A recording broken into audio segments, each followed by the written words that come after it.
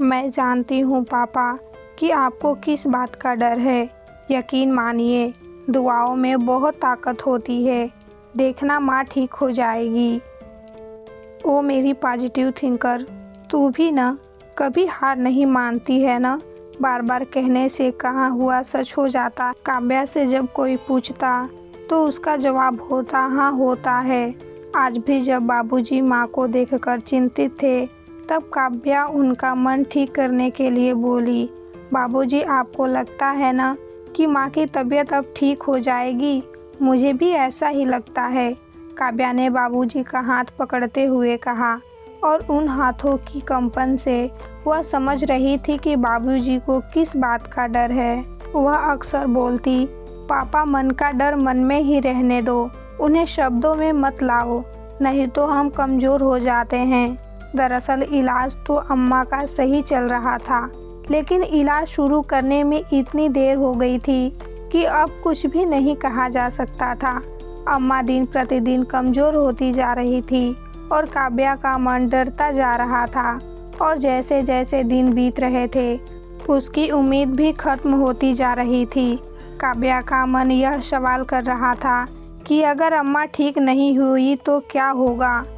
अगर अम्मा को कुछ हो गया तो बाबूजी को कौन संभालेगा। आज उनकी कीमोथेरेपी शुरू हो गई थी। खर्चे की बात तो जो थी सो थी, सबसे बड़ी बात थी कि अब अम्मा की आंखों में भी ज़िंदगी जीने की तमन्ना खत्म सी होती जा रही थी। और यही एक बात थी जिसने डॉक्टर को भी चिंतित कर दिया था, और बाबूजी भी कुछ कुछ समझ रहे थे। कदाचित अम्मा ने भी अपने संभावित मृत्यु के पैर देख लिए थे। इन सब बातों को झुठलाकर, सारी बातों को दरकिनार कर काव्या रात दिन भगवान से यही प्रार्थना करती थी कि भगवान उसकी अम्मा को ठीक कर दें, और कैसी भी हो यह मुसीबत के दिन टल जाए। काव्या के बड़े भैया और मझले भैया दोनों आए, लेकिन उन्होंने बाबूजी से एक बार भी नहीं पूछा कि इस इलाज में पूरा खर्चा कितना आएगा। दोनों ने सिर्फ यही कहा कि बाबूजी हम आपके साथ हैं, और संकोच से बाबूजी भी नहीं कह पाए थे कि इस इलाज में तो पैसा कितना लगेगा, पता नहीं, और यह कहा भी नहीं जा सकता कि अम्मा ठीक हो जाएंगी। दोनों भाभियाँ भी आई थी और ऊपर से सहानुभूति दिखाते हुई बातों बातों में अम्मा से यह जानने की कोशिश करती रही कि उनके पास कितने गहने हैं और कहाँ रखे हैं, और उनके जाने के बाद उन गहनों में उनका हिस्सा कितना होगा। रिश्तों का ऐसा स्वार्थ और ऐसा दोगलापन देखकर काव्या समझ नहीं पा रही थी कि वह खुलकर कुछ कहे या फिर मन में ही सारी बातें रखकर किसी तरह अम्मा के इलाज के लिए पैसे का भी जुगाड़ करवाए और दत्तचित्त होकर माँ की सेवा में लग जाए। दरअसल 3 भाई बहनों में काव्या सबसे छोटी थी और पास के गांव में ब्याही गई थी, इसलिए बार बार उसे अम्मा को देखने आना पड़ता था। बेटी का मन था न, माँ को देखे बिना चैन नहीं पड़ता था, और इस तरह दोनों भाइयों ने भी जिम्मेदारी से आंख मूंद ली थी कि काव्या तो है ही, वह अम्मा बाबूजी को देख लेगी। काव्या के माता पिता सुरेश जी और गायत्री जी ने अपने तीनों संतानों में से संस्कारों की जिम्मेदारियों की थाती तो अपनी बेटी काव्या को थमा, और घर की जिम्मेदारियों से अलग रहने और असली आर्थिक स्थिति नहीं बताकर दोनों बेटों को एक तरह से बिलासी और गैर जिम्मेदार बना दिया था। सबसे बड़ा बेटा विकास और उससे 4 साल छोटा विनय, दोनों ने 12वीं के बाद बाहर जाकर क्रमशः इंजीनियरिंग और मैनेजमेंट की पढ़ाई की। अब चूँकि दोनों भाई हायर स्टडी कर रहे थे, इसलिए अम्मा के ही कहने पर उन्हें घर की वास्तविक आर्थिक स्थिति नहीं बताई जाती थी और हैसियत से बढ़कर उन पर खर्च किया जाता था।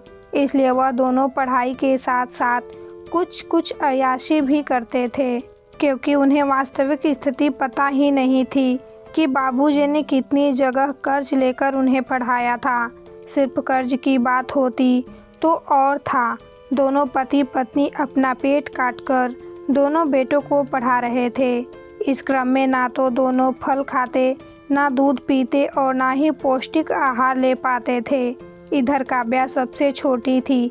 दरअसल विनय के बाद इन लोगों ने तो अपना परिवार समाप्त ही समझा था कि विनय के जन्म के 8वें साल जब काव्या का जन्म हुआ तो दादी ने उसे बहुत ही प्यार से अपनाया और कहा, अरे यह तो कोख पूछनी बेटी है, यह तो राज लाएगी राज। तब काव्या की बुआ ने हंसकर कहा भी था, क्या बात कह रही हो माँ, तेतर बेटी राज लगाती है, यह तो 2 बेटे के बाद आई है, यह कहीं खानदान को बर्बाद ना कर दे। अब तू चुप कर नंदिनी, यह मेरी पोती है और देखना यह खानदान का नाम रोशन करेगी। कहकर दादी ने उसे जब कलेजे से लगा लिया तो गायत्री जी के चेहरे की शिकन भी कम हो गई, वरना 2 बेटे के बाद बेटी होने पर वह कुछ संकुचा रही थी। दोनों भाइयों के बाद काव्या पर उनका ध्यान कम ही जाता। काव्या की परवरिश में जब पैसे कम पड़ने लगे तब काव्या को बहुत बार एहसास होता कि वह बेटी है, इसलिए उस पर कम खर्च किया जाता है। गांव के हाई स्कूल में ही पढ़ने के बाद पास के ज़िले में काव्या कॉलेज की पढ़ाई करने लगी थी। कॉलेज दूर था लेकिन फिर भी रोज़ जाती और शाम ढले तक लौटकर आती थी। उस समय गांव की बहुत कम लड़कियां ही कॉलेज में पढ़ती थी, इसलिए 7-8 लड़कियों का एक झुंड बन गया था जो मिलकर कॉलेज जाती थी और शाम तक लौट आती थी। तकलीफ़ तो बहुत थी, लेकिन काव्या में आगे पढ़ने का और आगे बढ़ने का चाव भी बहुत था। एक करके दोनों भाइयों की जब शादी हो गई तब काव्या के ही सिर पर माँ की जिम्मेदारी आ गई थी और संयोग ऐसा बैठा कि काव्या की शादी पास के गांव के बटाईदार अमरेंद्र जी के बेटे रवि से हो गई। अब तो काव्या के ऊपर 2-2 घर की जिम्मेदारी आ गई थी। पति शहर में रहते थे और घर की जिम्मेदारी संभालते हुए काव्या को बीच बीच में अपने अम्मा बाबूजी को भी देखने आना पड़ता था। काव्या ने जिम्मेदारी से इनकार नहीं किया था, लेकिन समय के साथ बाबूजी और अम्मा और भी वृद्ध और कमज़ोर होते जा रहे थे। चूँकि काव्या की शादी पास के ही गांव में हुई थी, इसलिए महीने में एक चक्कर वह मायके का ज़रूर लगा जाती थी। उधर काव्या की सास भी बहुत ताने देती थी कि दोनों भाइयों के रहते तुम्हें अपने माता पिता को देखने क्यों जाना पड़ता है। उनके कहने का अपना रुआब था, क्योंकि उनका बेटा और काव्या का पति रवि एक तरह से मातृभक्त था। उनके दोनों गाल चावल दानों से भरे थे। वह भला भूखे का दर्द क्या समझती। इधर जब 1 साल से काव्या गांव आती तो माँ को हरदम बीमार ही पाती थी। बाबूजी भी कमज़ोर हो गए थे। खेती पथारी भी कोई खास तो नहीं थी, लेकिन दोनों का वृद्धावस्था में गुजारा हो जाता था। काव्या ने जब देखा कि अम्मा का सही इलाज नहीं हो रहा है, बाबूजी से पूछा तो उन्होंने भी अपने हाथ तंग होने की बात कहकर इस बात को टाल दिया। जबकि अब तक काव्या समझ चुकी थी कि अम्मा की बीमारी कोई साधारण बीमारी नहीं थी। अम्मा को सामान्य बुखार नहीं था और रक्तस्राव भी जब तब हो जाया करता था। इसी एक बात ने काव्या को बहुत चिंतित किया। जब उसने बड़े भैया को फ़ोन लगाया तो विकास ने साफ साफ कह दिया, कभी अभी मैं नहीं आ सकता हूँ, तुम बगल के गांव में रहती हो, तुम उन्हें देख लो, पैसे की कोई बात हो तो बता देना। अब काव्या अपने भैया से क्या कहती। अपनी माँ के इलाज के लिए पैसे मांगना उसे ठीक थोड़ी ही लगता था, और रही उसके पति की कमाई की बात, तो ले देकर उसकी कमाई ठीक ही थी। वह पास के शहर कोतमा में रहता और महीने में 2 बार गांव आया करता था। अधिकतर समय तो वह पास के शहर में एक रूम लेकर रहता था। अभी तक परिवार व्यवस्थित नहीं हुआ था। काव्या और उसके पति रवि जब मिलते तो इस बारे में बात करते थे, क्या परिवार को अवस्थित करना पड़ेगा। लेकिन इस बीच यह हादसा हो गया। एक रात जब माँ को बहुत दर्द हो रहा था और ब्लीडिंग नहीं रुक रहा था, तो काव्या अपने पति के साथ माँ को शहर के डॉक्टर को दिखाने ले गई। वहाँ पर जो डॉक्टर ने उन्हें कैंसर बताया तो सुनकर बाबूजी का सिर चकरा गया था। किसी तरह वह गिरते गिरते बचे, लेकिन अभी इलाज संभव था और अम्मा की जान बचाई जा सकती थी। लेकिन सबसे बड़ी समस्या थी कि अम्मा अभी बहुत कमज़ोर थी। इसके अलावा पैसे की समस्या भी थी।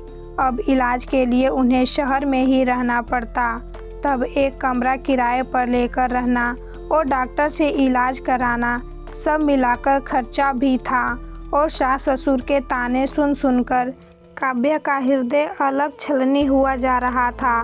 दोनों भाई यह कह रहे थे, कब्बी जब तू है तो हमें क्या फिक्र, और बातों की चाशनी लपेटकर काव्या को सिर्फ ऊपर से खुश कर देते थे और ना तो पैसे की मदद कर रहे थे और ना ही आकर रह रहे थे। माँ जब काव्या का हाथ पकड़कर कहती, तू ज़रूर पिछले जन्म में मेरी माँ रही होगी, तू तो देवी है देवी बेटा, वरना अपना सारा घर संसार त्याग कर कौन माँ की सेवा करता है। भगवान मुझे इस दुनिया से उठा क्यों नहीं लेता, मैं तेरा घर उजड़ता हुआ नहीं देख सकती।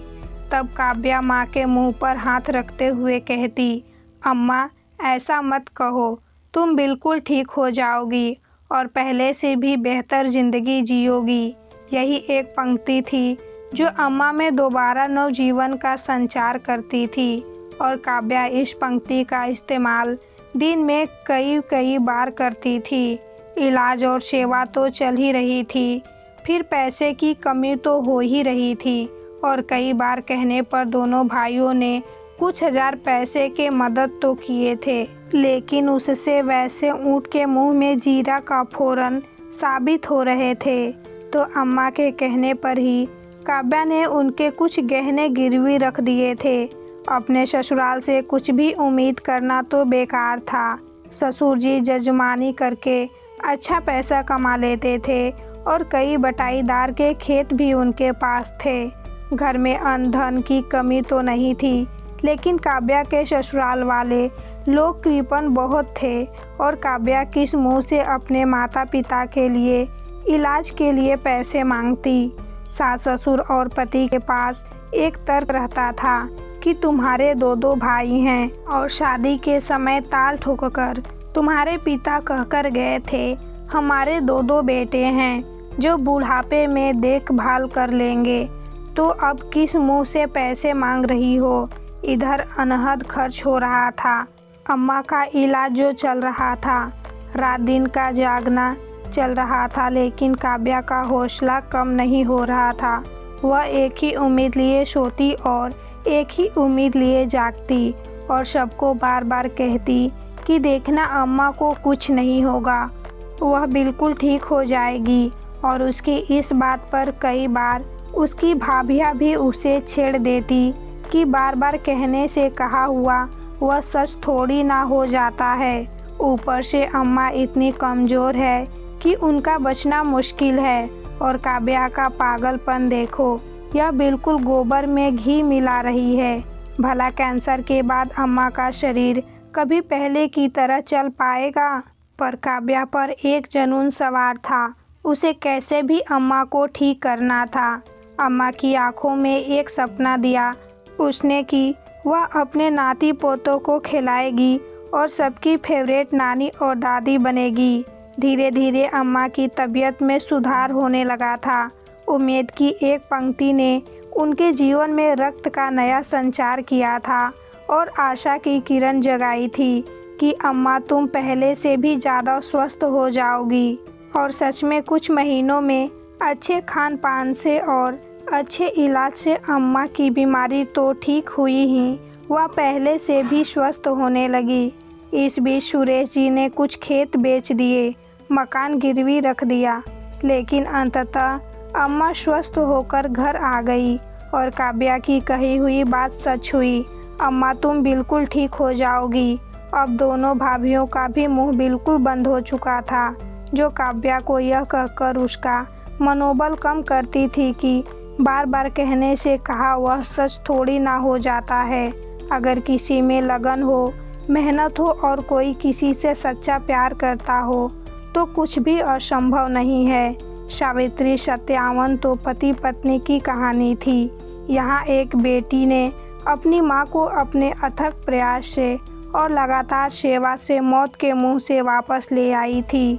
कमजोर सी दिखने वाली माँ अब धीरे धीरे ताकतवर हो रही थी और जिंदगी की ओर उनके कदम पहले से ज़्यादा तेज चलने लगे थे, क्योंकि उन कदमों के साथ कदम मिलाकर चलने वाली उनकी बेटी काव्या हमेशा उनके साथ खड़ी थी।